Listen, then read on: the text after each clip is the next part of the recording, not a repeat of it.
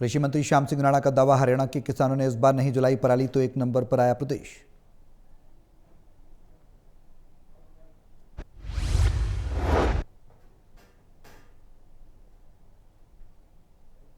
बारिश से डिस्कलर हो जाता है। प्रकृति जो खेती है वो खुले आसमान में होती है, इंडोर होती नहीं। प्रकृति पे सारा डिपेंड होता है ये।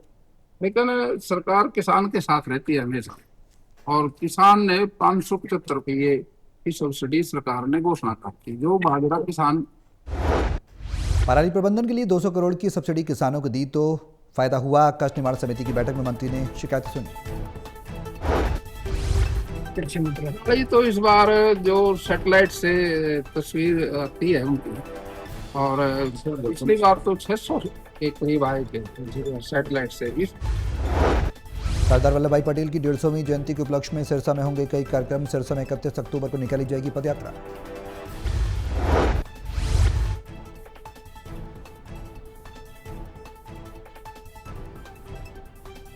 सर 2018 से काम कर रहा हूँ।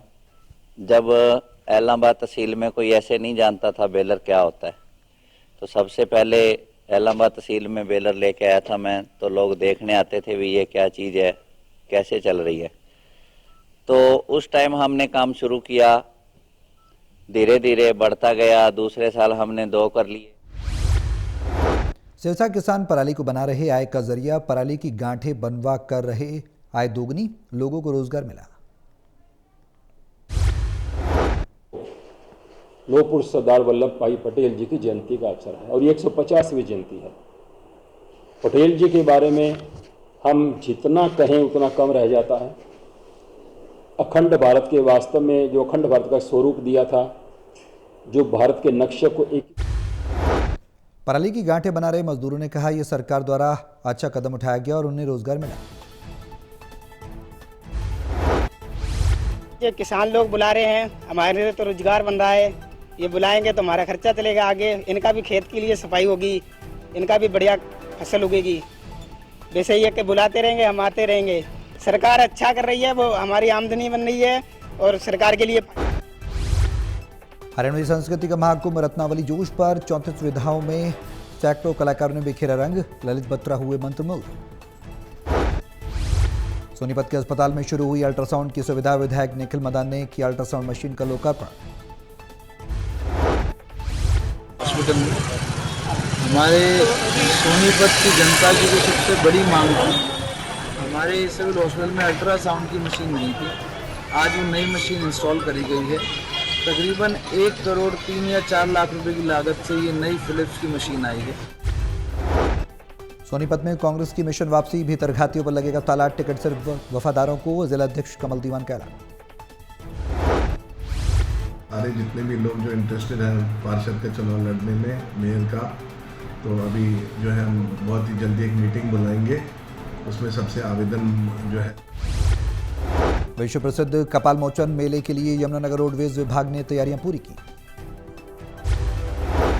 लोग आराम से मेले में सुरक्षित होकर यात्रा कर सकें, इसके लिए हमने विशेष प्रबंध किए हैं। मैं बताना चाहूँगा आपको कि जिला यमुनानगर ने इसके लिए 4 टेम्प्रोरी बस स्टैंड बनाए हैं। एक बस स्टैंड हमने। भ्रष्टाचार के खिलाफ कार्रवाई करते हुए अटेली बीडीपीओ कार्यालय में एसीबी ने बड़ी रेड की। इन्होंने जनवरी से अब तक मेरे घर के सामने भाई क्या नाम से इन्होंने नीम खुदवा दी थी गांव वालों से, और 7-8 जने थे गांव के। और उसके बाद मैंने बाबत में रिपोर्ट बाहर भी भेजी। करनाल में गोलियों की बरसात। अल्फा सिटी में म्यूजिक कंपनी के ऑफिस पर 50 से ज्यादा राउंड फायरिंग। उस पर एक एल्बम गहनता से जांच कर रहे हैं। हमारी कई टीमें इसमें लगी हुई है। आसपास के जितने सीसीटीवी कैमरे हैं उनकी रिकॉर्डिंग को चेक कर रहे हैं। अब जल्दी से मामला खुलासा किया जाएगा कि मैटर क्या था। कुरुक्षेत्र में शातिर अपराधी का एनकाउंटर। अपराधी को इलाज के लिए अस्पताल में भर्ती कराया गया। कुरुक्षेत्र का अपराधी है सुखविंदर उर्फ सुक्की, कुरुक्षेत्र से बिलोंग करता है। ये हमारे 3 मुकदमों में वांटेड था।